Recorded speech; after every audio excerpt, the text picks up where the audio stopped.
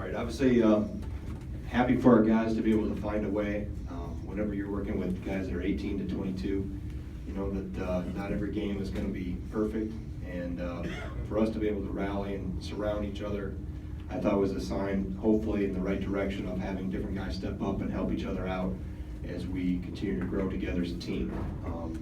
To be able to go 11 of 18 from three, you know, we talked about last game that I thought we shot too many, but I thought we did a good job tonight of touching the post and playing inside out and be able to knock down shots that were made available to us. And then to also get to the line 28 times, I know they extended the defense and fouled some in the full court, but to be able to maybe not quite be in sync and not have played as or been as sharp as we've been in the past, to still be able to find a way, I thought was a sign of maturity of our team to be able to rally and pick each other up and continue to work forward. So with that, I will take any questions.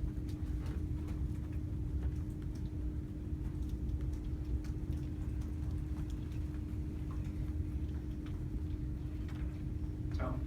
Greg, I think it's obvious you're going to shoot threes with them playing a zone, but you've made, what, 24 in the last two games?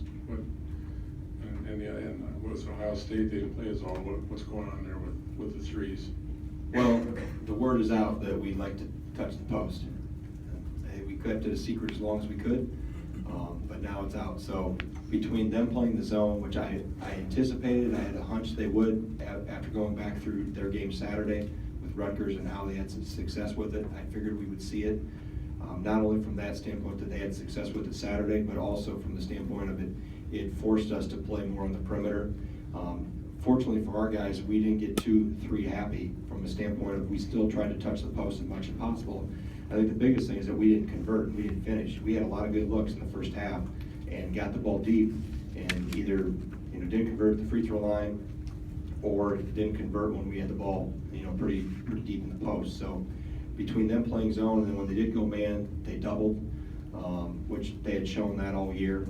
So they were trying to take what has been our strength away. And fortunately, like I said, for our guys to be able to recognize that and to move the ball and be that unselfish, I thought for the most part, when you shoot 11 or 18, that's 33 points on 18 possessions. That's really, really good. You're 3 points away from being 2 points per possession. So for us to be unselfish and patient enough to touch the post and then be able to kick the ball out, a lot of those threes we shot and made were with our toes pointed towards the rim. As you know, that we like to, that's the type of shot we like to take versus off the run. So I think it's more from what they're trying to take away, and they're trying to keep us off the free throw line, which we were able to do both. We were able to touch the post, get to the free throw line, and add some good looks from the perimeter. So that's a good sign that this group is going in the right direction of understanding and be able to counter whatever defense is trying to do. Greg, you mentioned the guys picking each other up. Ethan didn't have the type of game that he's accustomed to. Is Vito one of the guys who helped compensate for Ethan's lack of productivity? Yeah, I thought Vito was really good. I thought he was really in tune.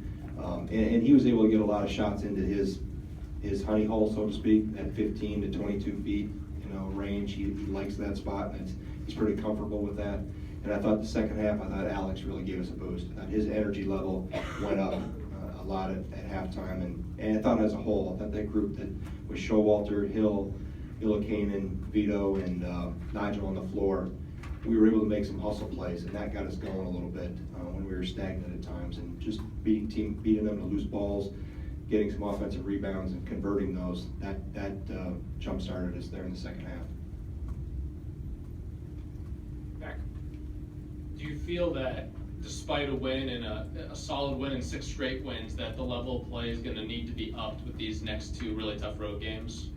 It will need to be up, not from a standpoint of the opponent, which the opponents are very good, and we'll only worry about one right now with Maryland.